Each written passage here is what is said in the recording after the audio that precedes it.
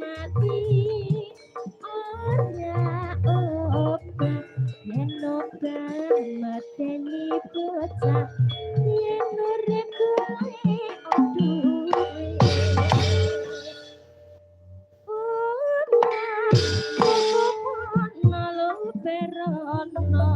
keluarga sehat kabeh beras akeh duwe akeh Allahumma cukup ana perono keluarga sehat kabeh beras akeh duwe akeh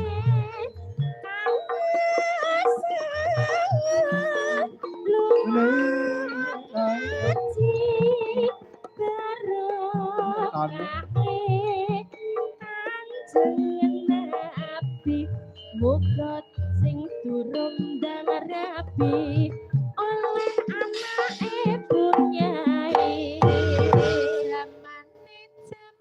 Indah. Ayo.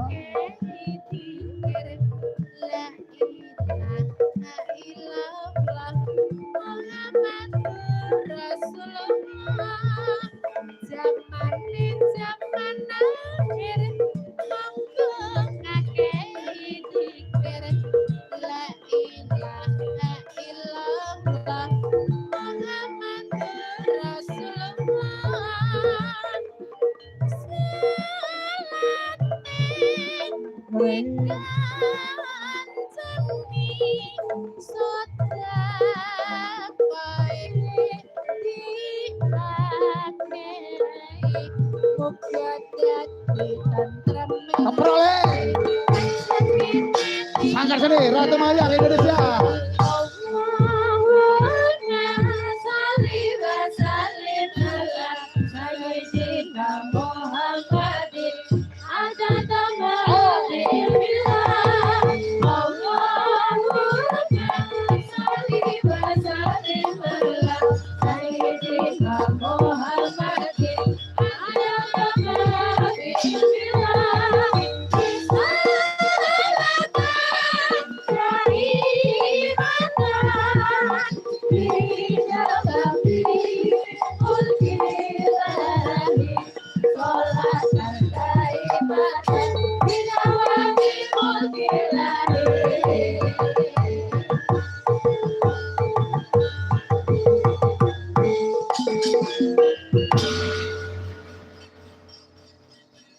Nduk, apa?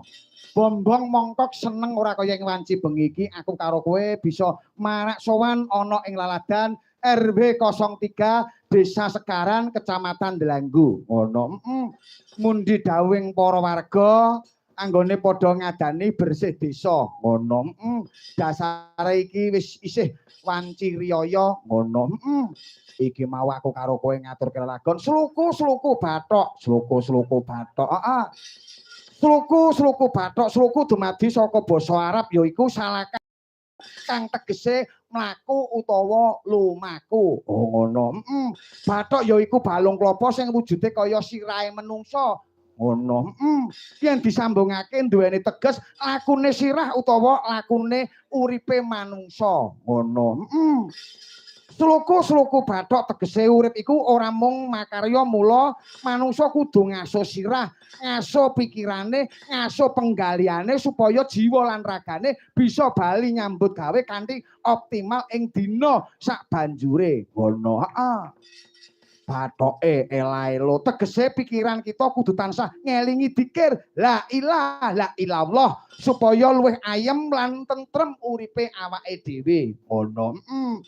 Sirama menyang Sala tegese saka tembung siram ingkang tegesipun utawa adus utawa sesuci menyang ingkang tegese tindak saha sala kang tegese ndedonga mula tembung kasebut nyuwun supaya kita tansah sesuci kanggo nindakake salat. Oh ngono. Le-olehe payung muta. Banjur